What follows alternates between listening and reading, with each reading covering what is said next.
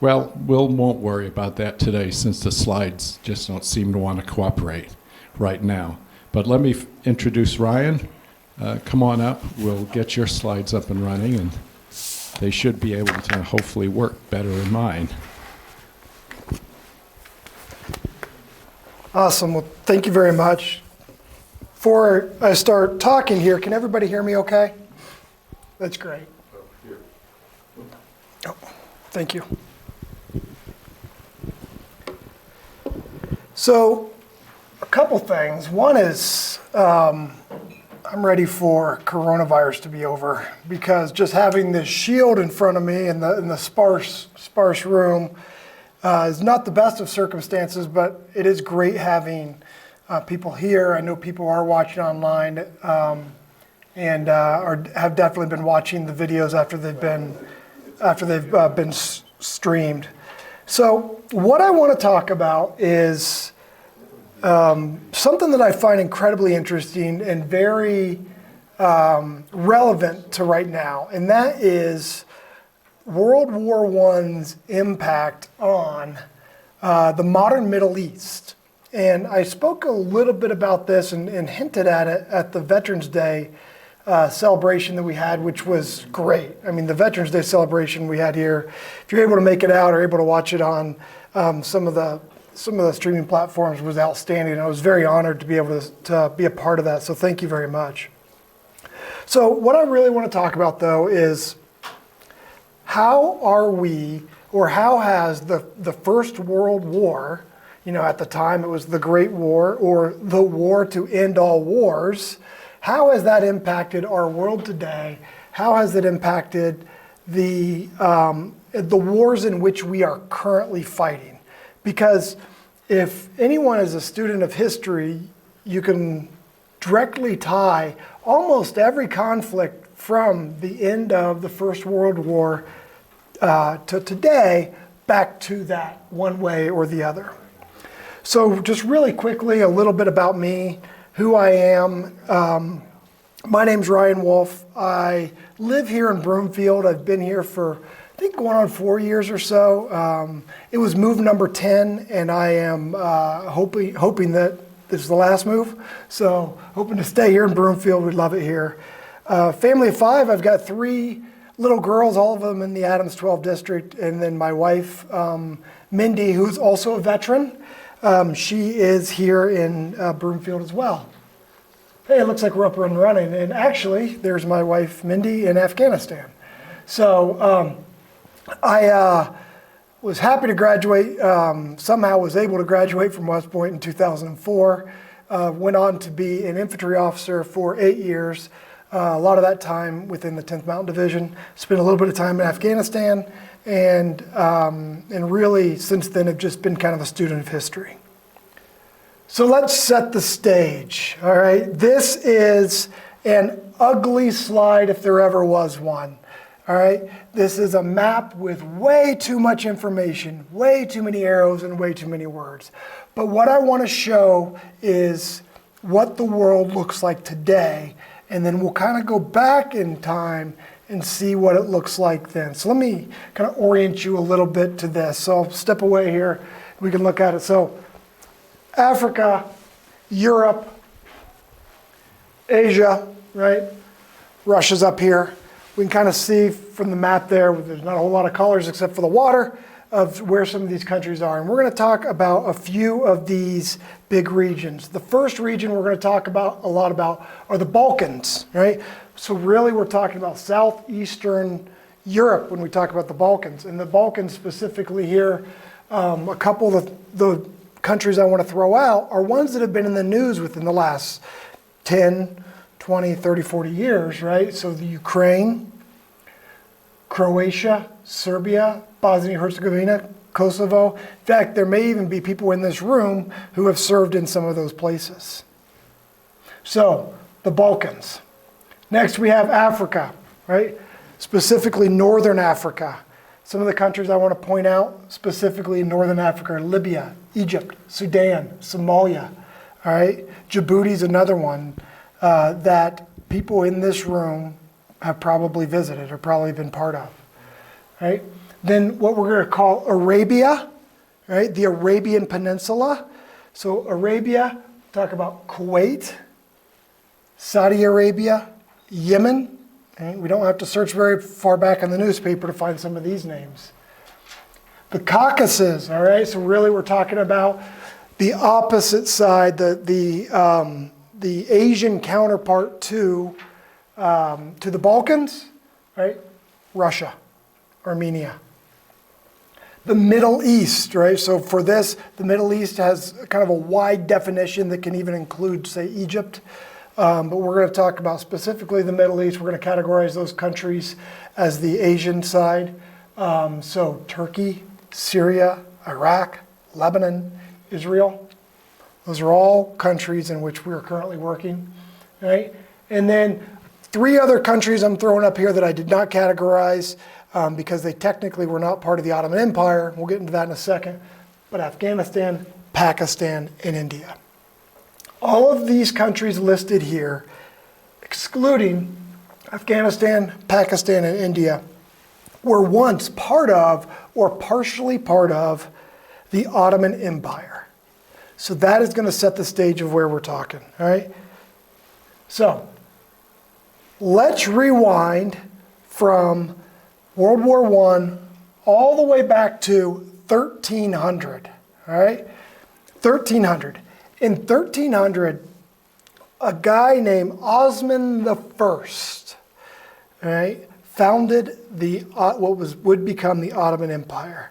So Osman the First and his family fled Central Asia, right, fled this area, to Anatolia. Right? We're in Anatolia. We're really talking about the bridge between the connection between Asia and in Europe. They fled the Mongols. All right, so we're going way back in history here. We're talking things like, Osman the First, the Mongols, Anatolia. I mean, these are in some really dense old history books. We're getting into this, all right? But Osman the First fled with his family, the Mongols, into Anatolia. And he became a very prominent Turkish warlord and leader. He had a dream, and literally he had this dream where a tree was growing from his chest, and that tree had many branches. And so he went to a religious leader in the area and said, what does this mean? All right? And what that meant, according to the religious leader and Osman's dream and the legend, is that he would be the root of a major empire that would grow from him. All right? So, in practicality, Osman was just a great leader. He was a good field commander, and he defeated the Byzantine forces in the area. Let's rewind even further back in history. All right, the Byzantine forces. Who were the Byzantine forces? All right, the Byzantine forces were what was left of the Roman Empire. All right, the Roman Empire started in Rome, expanded, grew, became huge, split to an Eastern and Western Roman Empire. All right, the Eastern Roman Empire settled in Byzantium or Constantinople. All right, so the Byzantine forces in the area controlled Constantinople at this critical point in Anatolia, and Osman came in and he started to conquer their forces. All right, so we're going to watch this green dot, which is the Ottoman Empire, grow. In 1451, all right, it grew from a small area to 150 years later, it grew much larger. And this was under a sultan named Mehmed the Conqueror. You kind of get a name like that because you do some pretty concrete things, right? So this is what it looked like in 1451. Why do we care about 1451? Because 1 year later, in 1451 is when he started his conquest. 1452 is when Mehmed the Conqueror defeated the Byzantine forces at Constantinople. Right? So Constantinople had massive walls, All right, it was an impregnable city. No one could ever take Constantinople. It had layers of walls. Some of them were up to 40 feet tall. And on the other side, it was water, in which they would stretch a chain across the straits so that other forces couldn't get through. So Mehmed the Conqueror decided he was going to take Constantinople from the Byzantines. He did that two ways, two really cool ways. One was the first real successful implementation of a cannon. And by a cannon, we mean a cannon that was shooting cannonballs the size of this lectern, right? The cannon that they built, they would build it on site. And it would get so hot, they could only fire it twice a day, the big cannon, all right? That was what the big cannon did. And they had smaller ones too. But they had a constant barrage on those walls with massive stones. So that's what was happening on the land side. On the seaward side, Constantine, I believe it was Constantine the 11th was the emperor at the time, had stretched the chains across the water so that no one could get their ships in.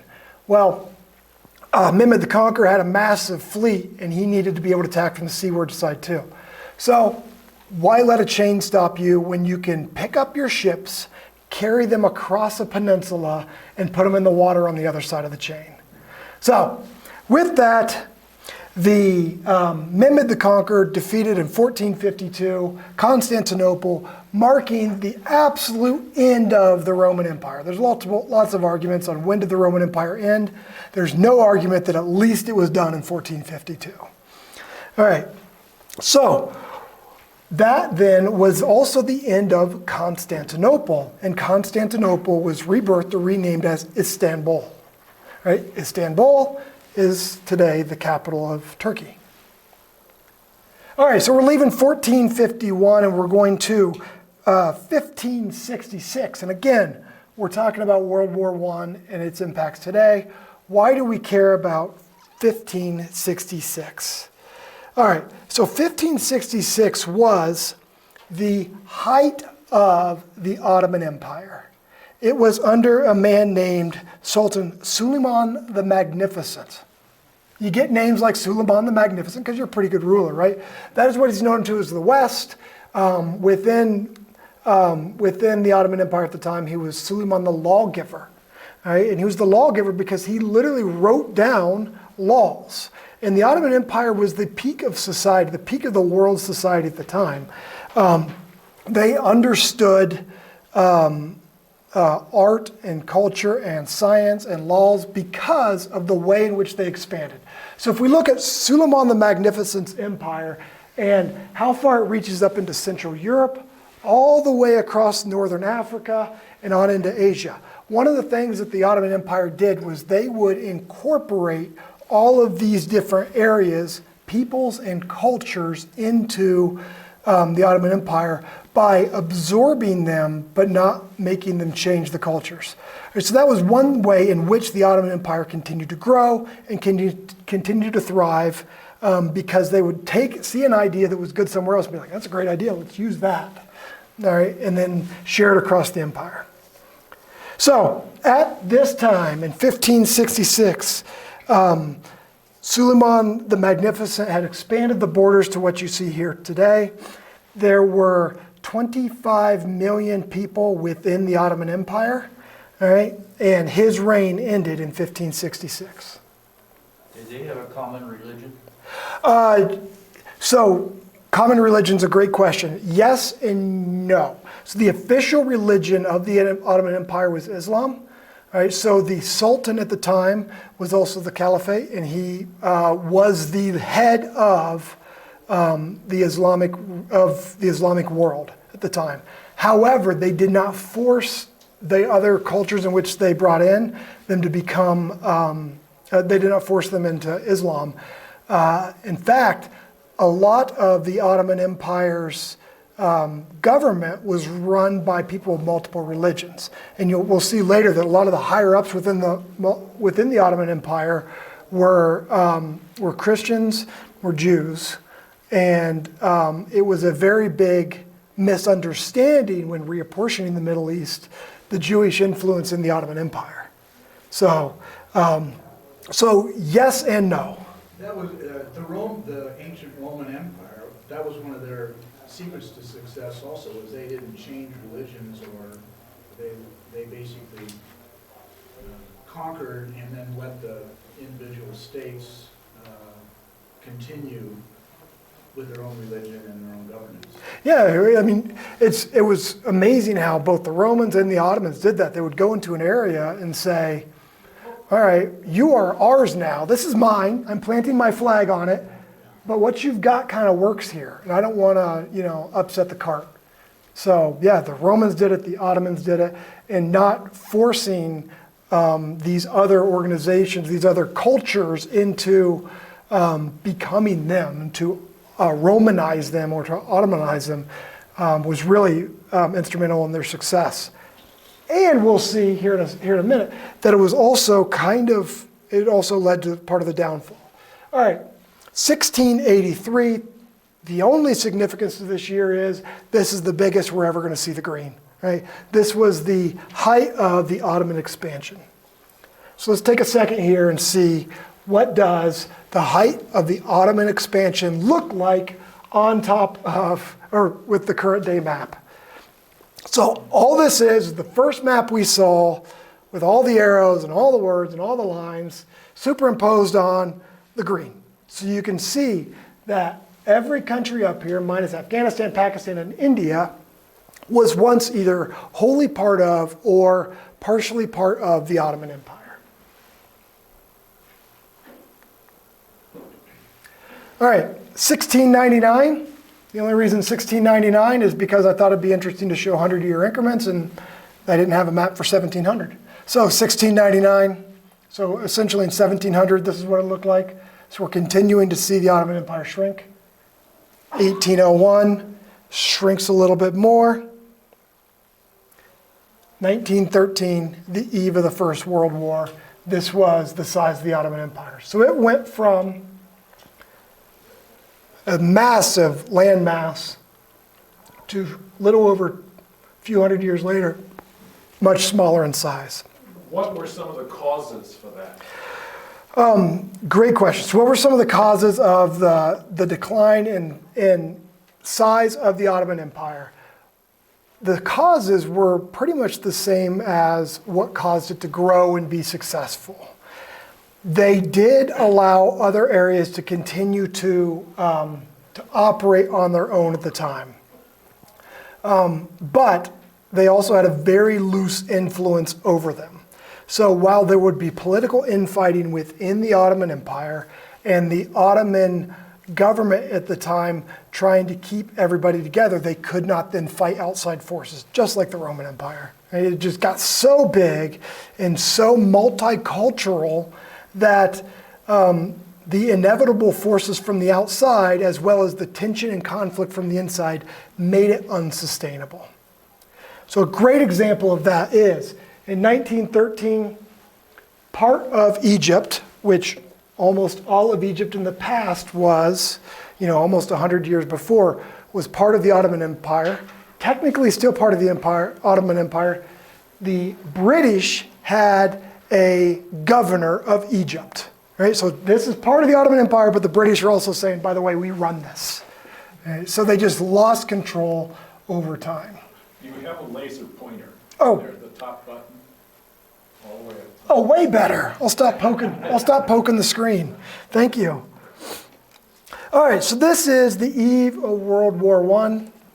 I'm going to make everybody dizzy one more time and throw this map on top of it, just so we can kind of see on the eve of World War I versus today's modern day boundaries what it looked like. All right, so on the eve of World War I, the Ottoman Empire was known as the sick man of Europe. All right, so that tells you, if we're looking at things like Mehmet the Conqueror and Suleiman the Magnificent, names mean something. The sick man of Europe means that the Ottoman Empire is not doing very well at this time. So on the eve of World War I, the Ottoman Empire had a population of around 18.5 million people. So it's still a huge, huge empire. But it was mostly an agrarian society at the time. And if we're looking at 1913, 1914, we were in an industrial world. All of the major powers at the time were industrial powers. And the Ottoman Empire, while still huge and while still a major player on the world stage, was still vastly agrarian. To put their technology into perspective, the United States at the eve of World War I had around 1 million cars. The Ottoman Empire had around 200. Not 200,000, 200 cars in the entire empire. All right? They had little to no railroad. And we know that while World War I was a very big change in technology, right? A lot of fighting was still done on horseback at the time. A lot of logistics were done by railroad. And the Ottoman Empire had little to no railroad at all. And on the eve of World War I, when they were mobilizing, they did so mostly by camel trains. So, World War I is kicking off in the north of the Ottoman Empire, and you have forces from south of Arabia coming all the way up Saudi Arabia today, or Yemen today, having to traverse all that terrain in the desert on camel train, the way that they had done 100, 200 years before. While the British and the French, the Germans are experimenting with aircraft. So, the sick man of Europe. Now, Europe eyed the Ottoman Empire as a sick man. One, because they were kind of backwards, but they also called them a sick man because they still had a colonial mindset, right? So in 1900, in the early 1900s, was still very much a colonial mindset in Europe, all right? And it is much easier to watch a sick man die than it is to just take over a country. So they were literally sitting around, specifically France, Britain, or France, England, and Russia, sitting around waiting for this sick man to die, all right? So that they could then have their, expand their colonialism. So what were they waiting for when they would die? Well, France wanted Anatolia, all right? If you go back to the Crusades, this Anatolia region, the French were very influential in there. Russia wanted to protect their southern borders. And Great Britain, this is very key throughout all of this, their crown jewel is India. It was and always had been their crown jewel. And if they did not have access, easy access into India, right, then they would have to go around Africa. And that's a long journey. So they were really interested in protecting their routes, both land and sea, to India. So that is kind of the global stage. So what's happening in the Ottoman Empire at this time? Well, there's a great faction happening within the Ottoman Empire at this time. You have the old rulers, right? The old Ottoman government that was still run by sultans, and it was still the caliphate, and it was still a lot of the old laws that were established by Suleiman the Magnificent were running the Ottoman Empire.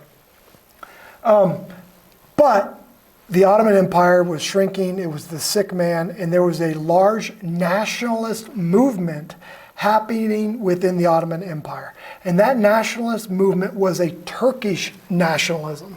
Right? So we talked about the different religions, we talked about the different languages. All right? Two major languages we're going to really worry about are Arabic and Turkish. Right? While they're both most of the Arabic-speaking people and most of the Turkish-speaking people were Muslims, they also couldn't even understand each other. It was two separate cultures, right, which the West had a hard time understanding. Right? So within the Ottoman Empire, the Turkish people, the Turkish-speaking people, were starting to have a nationalist movement led by a group of political leaders right here, known as the Young Turks. All right? They were called the Young Turks for two reasons. One, they spoke Turkish, and they were Turkish ethnicity, and two, they were young. The Young Turks. All right? We're not creative with names with anything throughout history. All right? So the Young Turks were really pushing this nationalist movement. Right? And they were very successful with their nationalist movement because while the Ottoman Empire was still technically run by the old government, it was in part run by these young Turkish leaders. One thing we have to point out, and that is very important throughout history though, is on the bottom left here, part of the nationalist movement of the Young Turks was making Anatolia, the Ottoman Empire, Turkish only, all right? They did not have a huge conflict with their Arabic-speaking parts of it because they were further in Arabia and in the Middle East. However, Armenians were in the area, and there was a massive Armenian genocide that was led by the Young Turks that was all leading up to the First World War. What year was that, 1913? I believe so. You know what's interesting is I didn't actually put the date down. I think so. It was right before the First World War started, so 1912 or 1913. And that was known as a genocide? But from the West. The West recognizes it as a genocide. The East, however, has still, in a lot of parts, has not recognized it as an ethnic genocide.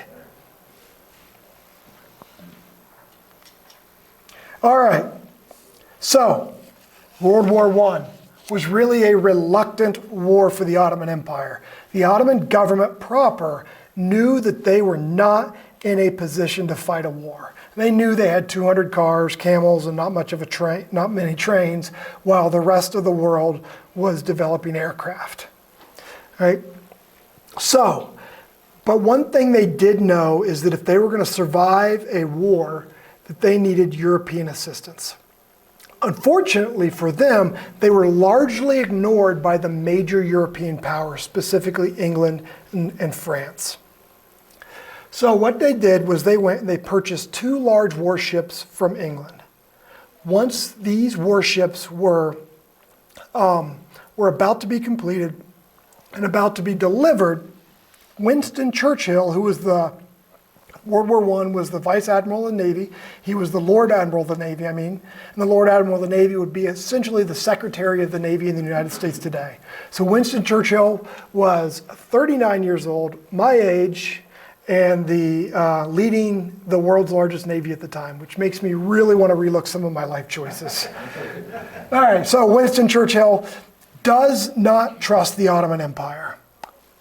The rest of the British government did, he does not. So on the eve of World War I, when they're getting ready to deliver these 2 ships, he confiscates them. Now the Ottoman Empire had still paid for them, so he took the money. They said, you know what, we are going to take these ships because we need them for our national security. And that was the tipping point for the Ottoman Empire, because that forced the Ottoman Empire to then choose sides, and they chose the Central Powers, specifically Germany. So they turned to Germany for help.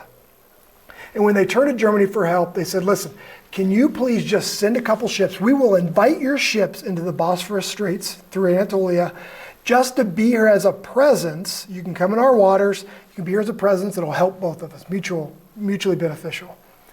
Germany likes this. They send 2 ships. This is one of the ships, right? They send 2 ships there, and the Ottoman Empire, or the Young Turks specifically, announced globally saying, thank you very much to Germany for selling us these ships. Germany's like, wait a second, we didn't sell you anything. But the ships were in their water, and they said, thank you for selling us the ships. So now officially these ships became Turkish, or became Ottoman ships, and they were still crewed by the British Navy. So they said to the British sailors, welcome to the Ottoman Empire. You're now Ottoman soldiers. Here's your new uniform. And that is how they then got their ships. All right, so we take a step back then and think about, kind of set the stage. We have the Central Powers pretty much led by Germany and the Austro-Hungarian Empire, now being co-opted to help out the Ottoman Empire, who really had nothing to offer at this time in the terms of World War I. They accept people. The problem is there are 18 million people. They couldn't even get them there because they didn't have the logistics to do it. And the only forces, real forces the Ottoman Empire has are 2 ships that are being led by, are being crewed by Germans. So the Young Turks and so the Young Turks had an idea that they were going to accidentally shoot on a Russian ship. All right, so that they could, one, show that they do have firepower, and two, be able to say, oh, my bad, we didn't mean to, we felt threatened by it, no harm, no foul. The German crews, however, knew that Germany needed to get the Ottomans into the fight. So instead of shooting on the Russian ships, they shot into Russia proper from the Black Sea. So that is how the Ottoman Empire officially joined the war, because the ships that they bought from Germany, which were crewed by German sailors, fired into Russia in order to get them into the war. So, what's then happening in the throughout the war? Now, we talked a little bit about England and England's crown jewel of India, all right? And we also talk about Turkish and Arabic-speaking members of the Ottoman Empire. One of the things that the English did know is they knew very well that there was this split within the Ottoman Empire. And they knew that they needed the Arabic regions within the Ottoman Empire in order to still access India. So from 1916 to 1918, the British essentially supported and launched an Arabic revolt in the Ottoman Empire. And it was led by T.E. Lawrence, the famous Lawrence of Arabia, was the British soldier really kind of in charge and running things from the ground here. All right? Now, one of the things they did, though, was that they told the Arabic-speaking regions that once this whole thing's over, we are going to give you your own Arabia. You're going to have your own Arabic-speaking, one large nation that's Arabic, and it is going to become the new caliphate. Right? So it will switch from Turkish to Arabic, and you guys will now be the leaders of Islam, and you guys will have this huge space in which you own. And that was really run by a family and a very powerful group in Arabia at the time known as the Hashemites. So we can continue to see rifts in the Ottoman Empire and the Ottoman Empire throughout the war eroding now, because essentially all of the Arabic-speaking parts have split off and are now backing and fighting with the British. Now in 1916, there was a secret agreement. It was called the Sykes-Picot Agreement. Right? Sykes-Picot, because again, we're not creative with names.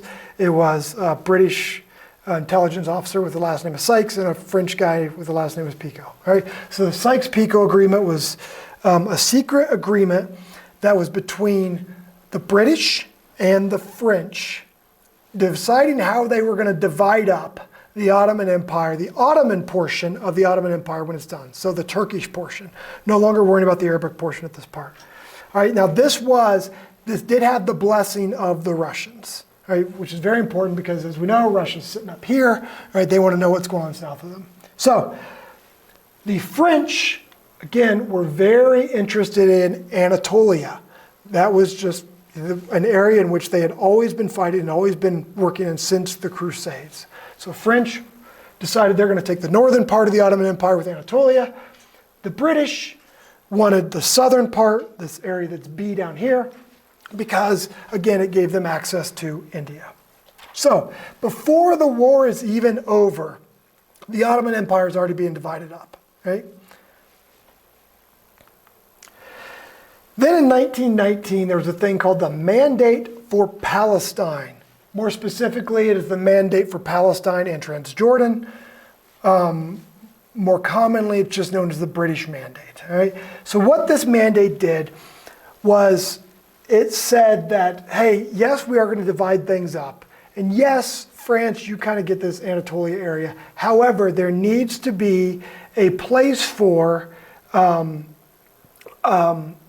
an international zone, basically, is what they needed. So it had three parts to it, the mandate for Palestine. And again, this is 1919, right? This is being done to the Ottomans. One was there needed to be a national home for Jewish people. Two, There needed to be freedom of religion and education, and this was specifically to protect Christians in the area from the Turkish nationalism. And then 3 is it divided up the borders. So let's talk about 2 of those really quick. 1 is the borders. How did they divide up the borders? Well, it essentially divided up the borders into 3 main components. 1 is there was Palestine, right? It made Palestine, which inside of Palestine had the second component, which was a internationally administrated area, essentially the national home for the Jewish people. All right, so within Palestine, the international administrative area, which was the national home for the Jewish people, and it also drew the lines for Jordan. Right, so it drew all the borders around for Jordan. So you think of kind of like nesting dolls here, Russian nesting dolls, where the smallest is going to be the international zone. Bigger than that, surrounding that is going to be Palestine. Surrounding that's going to be Transjordan, or the Kingdom of Jordan today. Yes? So, can you explain the difference between a mandate and a treaty? Because that's not a treaty. Yeah, this correct. Yep. So this mandate was essentially the British coming down saying, when we divide this up, this is what's going to happen. This is how we're going to divide it up. And if you want us to play ball in any of these future treaties and negotiations, this needs to be part of it. Yep. So this was not a treaty by anybody. It was fairly unilateral from the British. Now, the other component of that I want to speak of real quick is the national home for the Jewish people. Now, that was incredibly important to the British for British national security reasons.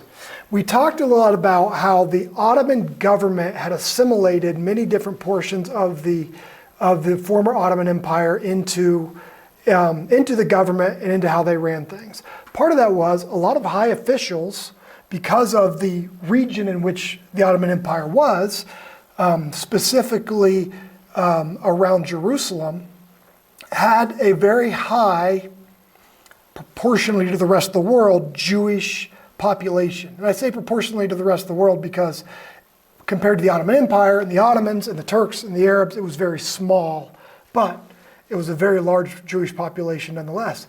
And some of the major players and some of the high people in government in the Jewish government, in the Ottoman government were Jewish. Well, the British at the time, their governor in Egypt, I don't have the map up right now, but the governor in Egypt thought he knew kind of everything about the Middle East. And he lived in Cairo for a long time, was the Lord Governor of Egypt, was brought up to be the Lord Governor of Defense. So I apologize, I'm blanking out on his name, but he was Churchill's boss. He believed, and everybody thought he knew everything about the Middle East at the time, he believed that the Jewish officials in the Ottoman Empire actually had a secret shadow government and ran everything. So part of this internationally administered zone and the national home for Jewish people was an appeasement, trying to give the Jewish people their corner of the world, because at the time, the British were really afraid of their influence throughout the rest of the world. So we like to kind of look at it through rose-colored glasses today and say, you know what, the British were really looking out for the best interest of the Jewish people. And from a Judeo-Christian outlook, we look at it and say, you know, really we're trying to look after the best interests of God's chosen people. In reality, the British were really afraid of, because of one man's misinterpretation, were really afraid of Jewish influence within the Ottoman Empire's government. They thought they were running a shadow government. So that's what the mandate for Palestine said. So again, we have the Ottoman Empire being carved up even smaller. Now the end of the end of World War I had many treaties. The treaty that really broke up the rest of the Ottoman Empire and ended the Ottoman Empire was the Treaty of Sèvres. Anybody French speaking? Sèvres. There we go. Thank you. All right. So this was essentially it was in 1920, so a year after the British Mandate. It was the Allied powers and the Ottoman Empire. And it had three major provisions. One, financial and military restrictions against the Ottoman Empire. These echoed the same restrictions that were put upon the Germans, right? And in hindsight, being 2020, we look back at going, man, maybe if we helped Germany rebuild instead of crushing them financially and militarily, World War II would not have happened. Kind of the same thing here, right? They financially and militarily crushed the Ottoman Empire. The second was that the Ottoman Empire had to concede territory. And we kind of saw this coming, right? I mean, they'd been redrawing the map since before the war even started. The Ottomans had to concede their territory. And then the third was within the Ottoman Empire, right? What was remaining in the Ottoman Empire. We can see how they cut it up here, right? Where we had the British, the French, and then within the Ottoman Empire, Greece cut some part of it out. So did Italy.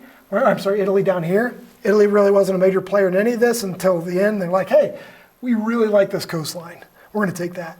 Right? But then within the rest of the Ottoman Empire, it was still administered by European powers. So essentially the Ottoman Empire at this point is dead. All right? This led to then the Turkish War for Independence. Makes sense, right? You have the Young Turks. Turkish nationalism led to a lot of their start within the First World War. Then they're crushed, much like the Germans were after the First World War, and they then had a war for independence.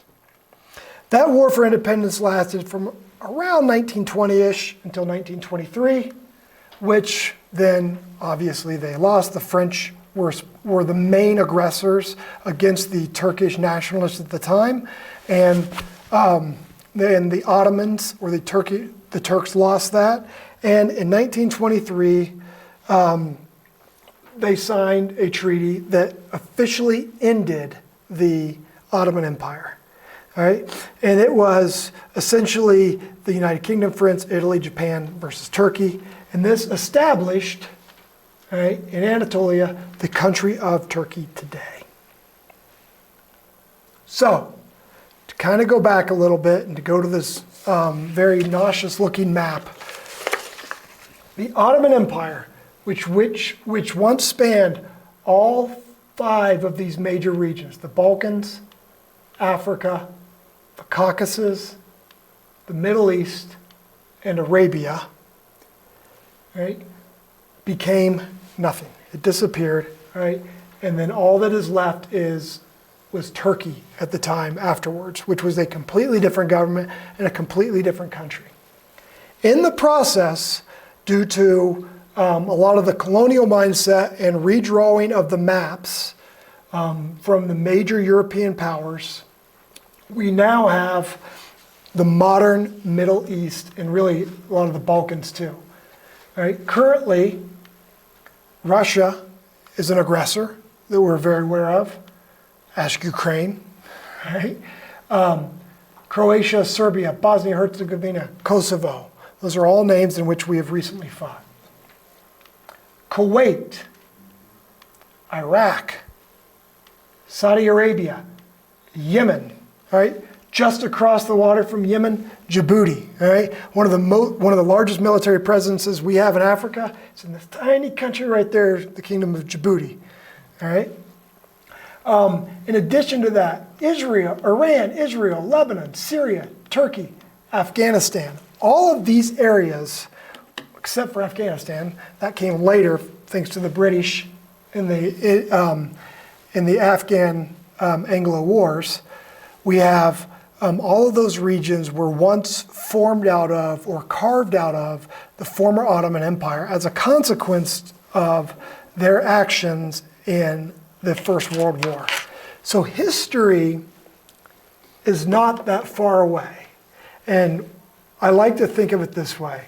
My grandfather, who was a World War II veteran, was alive when Crazy Horse's wife was alive. So if Crazy Horse hadn't been killed, my grandfather, a man who I knew for 35 years of my life, was alive when Crazy Horse would have been alive if he hadn't been killed.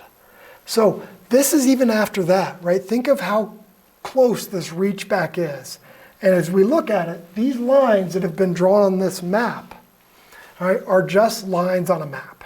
because a lot of the ethnicities, throughout Arabia and Jordan, Palestine, modern day Israel, all right, Syria and Iraq and Iran, all right, a lot of those ethnicities, a lot of those cultures, and a lot of those groups had lines drawn right through them, which, hindsight being 2020, we look at going, ooh, that may have caused a little bit of something we did today.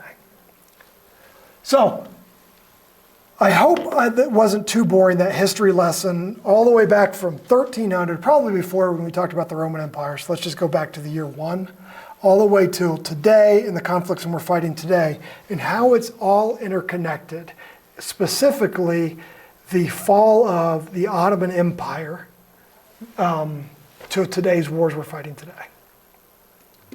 So, does anybody have any questions, thoughts, or comments?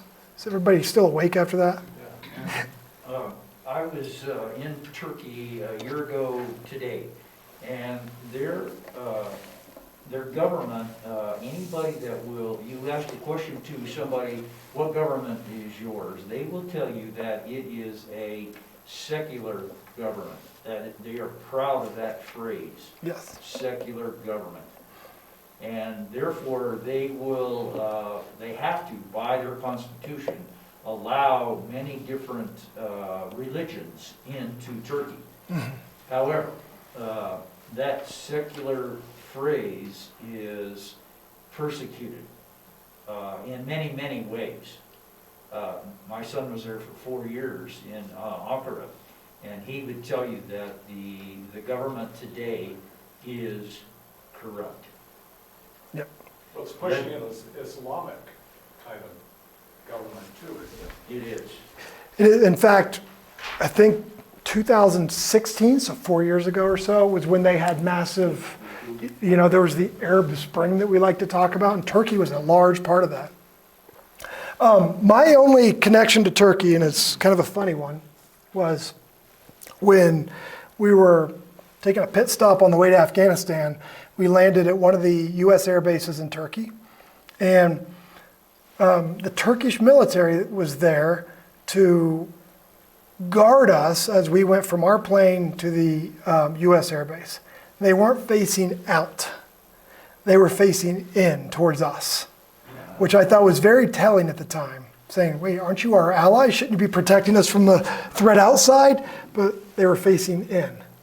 Now, on the bright side is it was the middle of the night, and we got into a U.S. air base, and they were having a chili cook-off. It was a good night, actually, in Turkey. So, yeah, I mean, the Turkish government today still is facing, they had, again, the constitutional secularism. They were once a very strong ally. Technically, they're still an ally, but they're, again, have nationalism from a religious slant to it coming back into play, which is the Young Turks all over again. I have kind of a connection to the Middle East. My grandparents were born in Lebanon in the 1880s.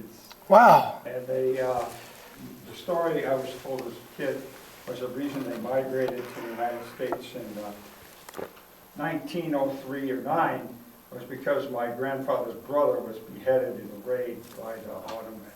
And they were my grandparents were Maronite Catholics, and they're still being persecuted today in Lebanon. Really? So, I was in a course in the Army with a lot of international students. Most of them were African. There were a couple Europeans. One was a Romanian artillery officer, and he was in an infantry course, and he was very confused as to why he got there. But there was an Egyptian officer who I got to know really well, and a Lebanese officer, and they would give country briefs talking about their countries. It was interesting. The Lebanese officer would only refer to Palestine and West Palestine. So there's still a lot of that strife from these lines being drawn. They wouldn't even refer to Israel. So Palestine and West Palestine. So there's so much still going on in this area. Well, Lebanon was always there, was it not? I mean, that wasn't one of the lines that was drawn to create that country, was it? I don't remember that. Well, the French and British, Yeah. the Sykes-Picot treaty basically split that area. Yeah. But Lebanon is always. Why Lebanon? Of Lebanon mentioned in the Bible. And It is. So, yes. So, as a region, it was. But as an autonomous geopolitical entity, it wasn't. okay. Yep. So, areas when we talk about a lot of the biblical terms, right? You hear the kingdom of Lebanon, right? Cedars of Lebanon. Yep. And, Anatolia, you hear about that a lot. Anatolia is just this, right?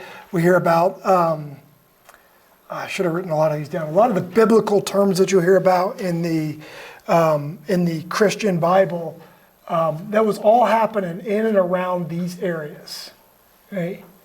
So Jordan from the biblical sense is different than, say, the kingdom of Jordan today.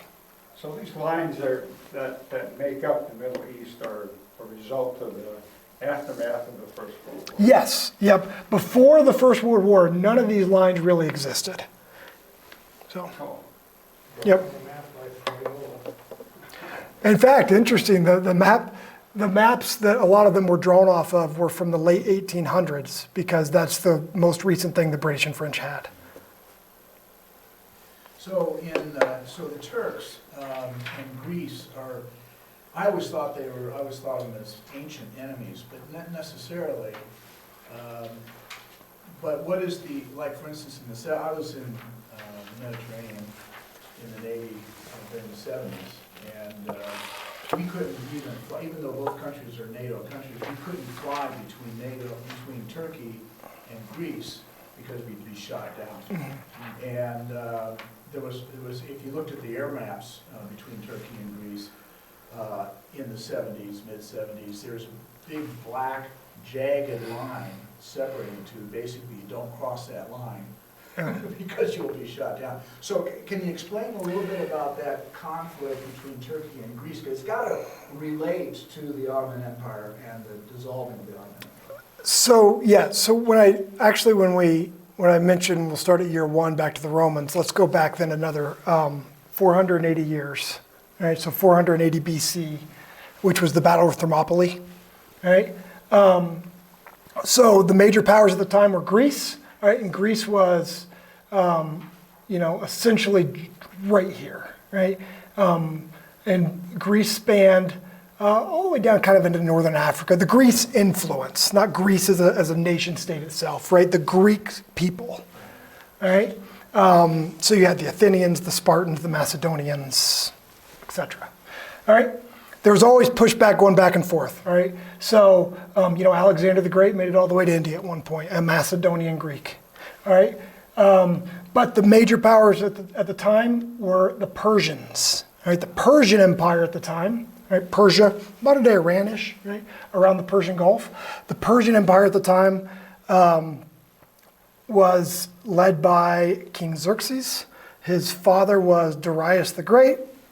His grandfather was Darius the whatever, right? The other Darius, right, who fought Alexander the Great. Alexander the Great was after. His great-grandson, I think, was one of the Dariuses who fought Alexander. Anyway, Persian influence essentially was spreading west, while Greek influence was spreading east. And really, this zone around here was Greek, but the Persians pulled them in and allowed them to say, hey, you guys can stay Greek, just like all the other cultures we've talked about, but you work for us now. And the Persian army and the Persian Empire was so vast that even though these areas were Greek, they then fought for the Persians and worked with the Persians. So that's really where the divide started to happen, was in, the 4 to 300s BCs between East and West, between Greeks and Persians. And I said 480 because that was the Battle of Thermopylae. The 300 Spartans, right? If you've seen the movie, it's horrible. It has nothing to do with history. There were no such things as war rhinoceroses. There were war elephants. All right, but anyway, that was the Persians then coming in to try and take over Greece. It was the Battle of Thermopylae. An interesting thing which we haven't really talked about was the impact of the Crusades during that period. Yes. I guess around 1100s, they came down through Syria, Lebanon, Palestine, and basically that area was carved up into little separate kingdoms, which lasted for 100 years or so, again, before the Islamic forces overwhelmed. Exactly. That's exactly right. And you would have, that was kind of through the 1100s, you'd have great figures like King Richard the Lionheart, right? And his nefarious brother, Prince John, is a great story. Or you have multiple great historical figures throughout the Knights Templar and the Hospitallers, mainly French, but a lot of them came from throughout the rest of the world, all fighting and working in this region, right, as a fight over the Holy Land. But what's interesting then is if you peel back the layers and you look a little bit deeper within the Holy Land and within the microscope there, you would have alliances constantly switching, right? From one day they're fighting, Christian versus Christian. Other days it's all the Christians fighting against the Muslims, and then Islamic people switching sides. So on a great big picture, we like to look back and say, all right, it was a fight of Christianity versus Islam. But when you get down to it, it was a fight for territory and who controlled what piece of land they were standing on. So. Well, Sure. one question which doesn't really get to history, but you mentioned earlier on, you work with Spartan 36 solutions. Yes. And I noticed fifth principle LSC in the slides too. Yes. Can that give us a rundown of Thank you. Yes. So, two organizations which I work with. All right, Spartan 36 Solutions. I got the name from the Spartans. We talked about 300 Spartans and Battle of Thermopylae. But anyway, Spartan 36 Solutions is my consulting company.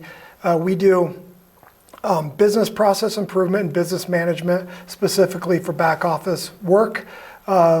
So what is great is during this time of COVID, a lot of organizations are having to transition to how do we work in a virtual environment?